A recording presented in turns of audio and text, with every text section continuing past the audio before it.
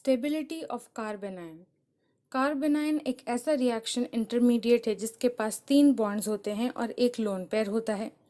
मिला के इसके पास 8 इलेक्ट्रॉन्स हैं और ये नेगेटिवली चार्ज स्पीशीज होता है।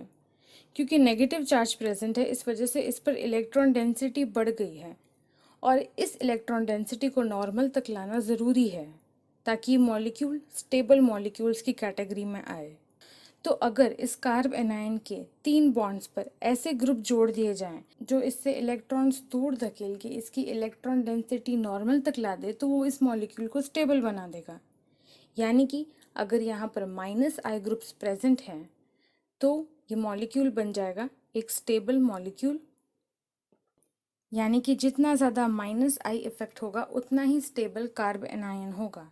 लेकिन अगर इसका ऑपोजिट कर दिया जाए, ऐसे ग्रुप्स लगा दिए जाएं जो इस पर +I इफेक्ट दिखाएं, इसकी इलेक्ट्रॉन डेंसिटी और भी ज़्यादा बढ़ा दें, तो ये मॉलिक्यूल एक अनस्टेबल कार्ब एनायन बन जाएगा। यानी कि जितना ज़्यादा +I इफेक्ट उतना ही अनस्टेबल कार्ब एनायन। तो इसका रिलेशन ऐसे निकाला जा सकता है कि stable carbanion is directly proportional to -I effect and inversely proportional to +I effect. अब इसका ये एग्जाम्पल देखें। इस मॉलिक्यूल में इस तरफ 3 CH3 ग्रुप्स हैं, जबकि इस पर एक भी CH3 ग्रुप नहीं है। क्योंकि इस मॉलिक्यूल में 3 CH3 ग्रुप है, यानी कि 3 गुना +I इफेक्ट, यानी कि हाईली अनस्टेबल कार्ब एनायन। इस पर 2 है, इसलिए थोड़ा कम अनस्टेबल कार्ब एनायन। इस पर 1, इसलिए उससे भी थोड़ा कम स्टेबल कार्ब एनायन। और इस पर एक भी +I ग्रुप नहीं है, इसीलिए इन चारों में से ये हुआ मोस्ट स्टेबल कार्ब एनायन। तो इसमें इन चारों का ये हुआ स्टेबिलिटी ऑर्डर। अब इस क्वेश्चन को देखें। इसमें कार्ब एनायन पर एक बार फ्लोरीन लगा हुआ है, दूसरे में OH और तीसरे में NH2।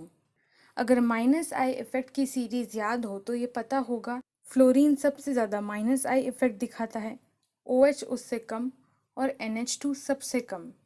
तो ये हुआ स्टेबिलिटी ऑर्डर, जहाँ पर ये मॉलिक्यूल मोस्ट स्टेबल है और ये मॉलिक्यूल लीस्ट स्टेबल है। अब नेक्स्ट इस क्वेश्चन को देखें। इसमें अगर तीनों को कंपेयर करें तो ये तीनों एक जैसे ही लग रहे हैं। इनमें से कौन ज़्यादा स्टेबल है, कौन कम स्टेबल है, ये बताना मुश्किल है। तो ऐसे में हाइब्रिडाइजेशन चेक करना चाहिए। इसमें इस नेगेटिवली चार्ज्ड कार्बन का हाइब्रिडाइजेशन है sp, इसमें sp2 और इसमें sp3।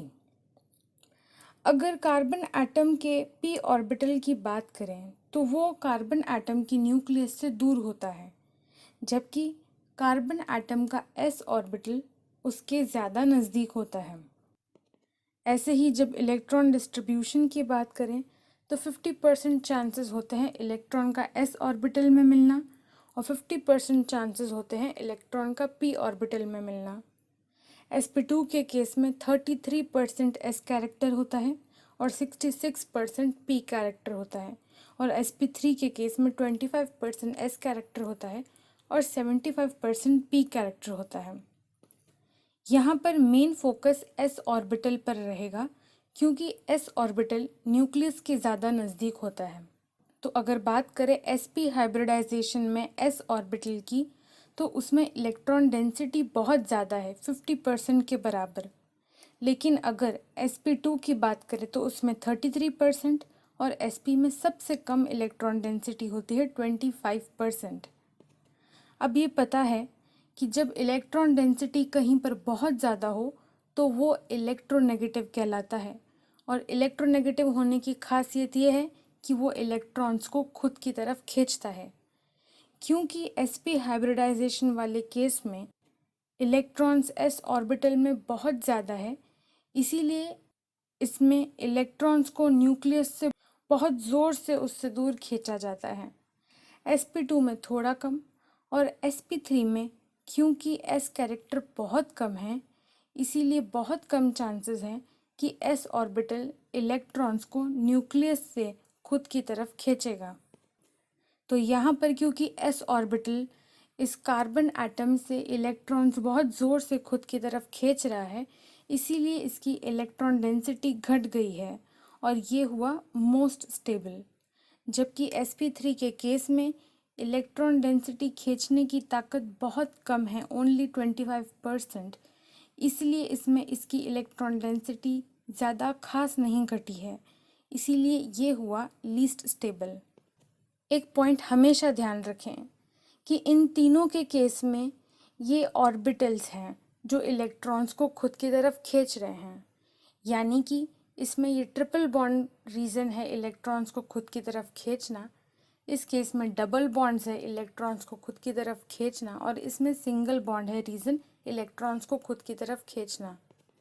इन तीनों में ये वाला कार्बन एटम का कोई रोल नहीं है, क्योंकि तीनों में कार्बन एटम की इलेक्ट्रोनेगेटिविटी बिल्कुल बराबर है।